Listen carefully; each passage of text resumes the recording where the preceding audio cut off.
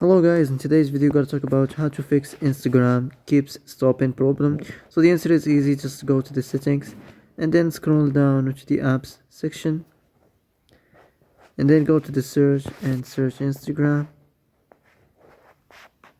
Then go to the storage and here you will find this clear cache option, click on it.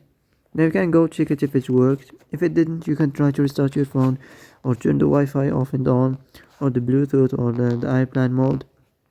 Also, you can try to clear data, but be careful. If you clear data, all the Instagram's data will be deleted. This includes all files, the settings, the accounts, the databases, etc. So be careful if you want to clear your data. So that's it for today's video. I hope this is the answer you've been looking for. And if you like this video, don't forget to like and subscribe. And see you in the next video.